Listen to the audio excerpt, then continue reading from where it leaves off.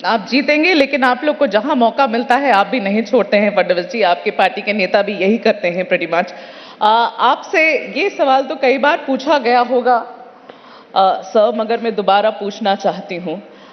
Assume कर रहे हैं हम, एक सिनेरियो अज्यूम कर रहे हैं। अब ये मत कहिएगा कि ऐसा नहीं हो सकता है, हम अज्यूम कर रहे हैं, अजम्पशन पे ये सवाल है कि रिजल्ट्स के बाद अगर ऐसी सिचुएशन बनती है कि आपको और नंबरों की जरूरत पड़े, तो between a Sharad Pawar and Uddhav Thackeray, who is your first pick mister Fadnavis?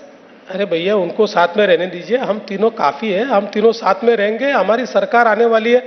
और पॉलिटिक्स में अगर और मगर इस पर कोई जवाब नहीं दिया जाता, कोई इसके ऊपर बात नहीं कही जाती, इसलिए अगर मगर पर मैं कोई जवाब नहीं दूंगा।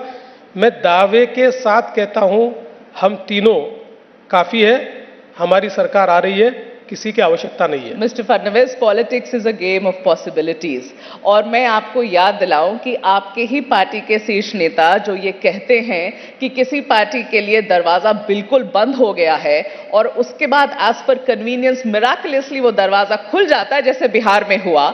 इसीलिए मैं पूछ रही हूं, उद्धव ठाकरे के लिए दरवाजे खुलेंगे जरूरत पड़ेगी तो? आप 23 तारीख को एक और इंटरव्यू ले लीजिए मेरा।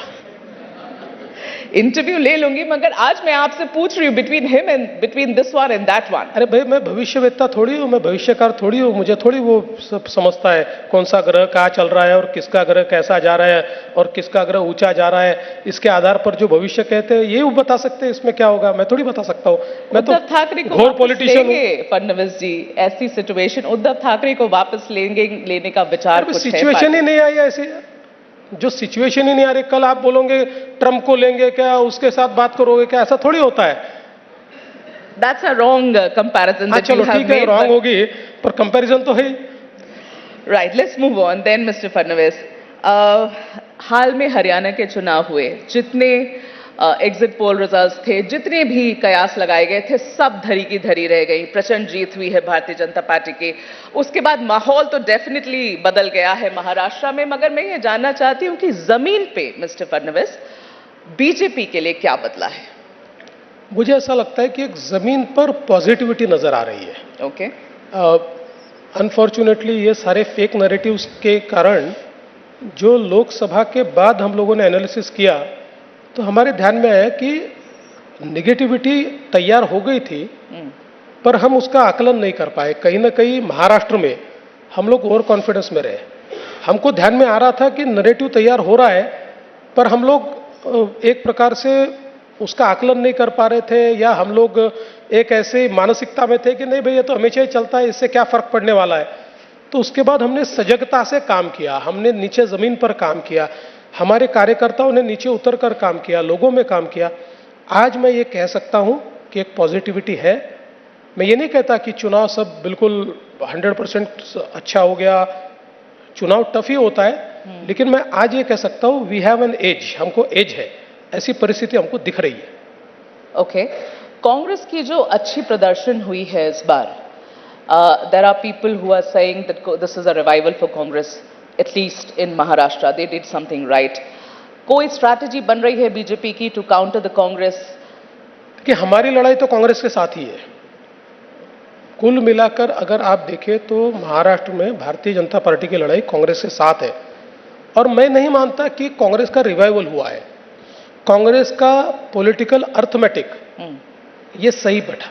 जैसे मैं उदाहरण के तौर पर कहता हूं, कांग्रेस की जीती हुई सीटें आप देखेंगे, जिसका मैंने धुले का उदाहरण मैंने दिया, ऐसी कई सीटें हैं।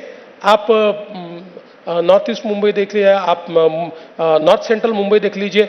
ऐसे में एक लाइन में 8 सीटें आपको बताऊंगा कि जो सीटें अलग अलग जगह वो पीछे, लेकिन एक कॉन्स्टिट्यूएंसी के कारण, 2 कॉन्स्टिट्यूएंसी के कारण, ये जो जिसको मैंने वोट जिहाद कहा है, इसके कारण वो लोग चुनकर आए।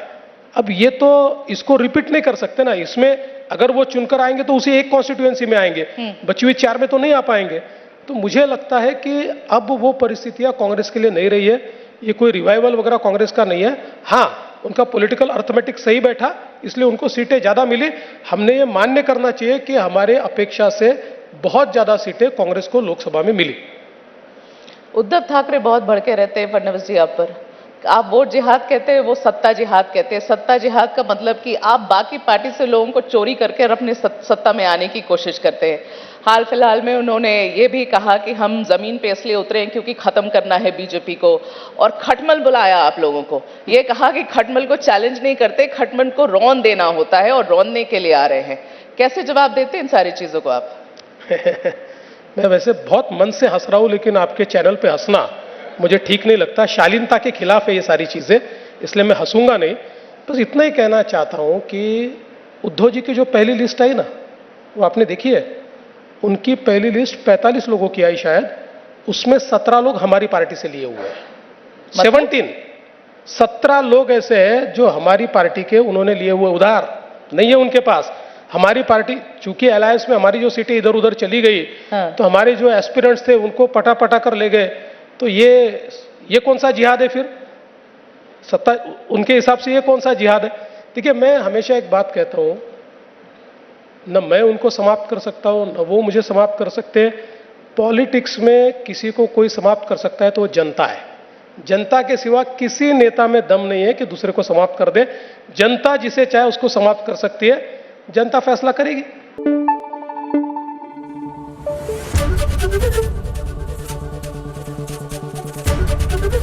एबीपी न्यूज आपको रखे आगे।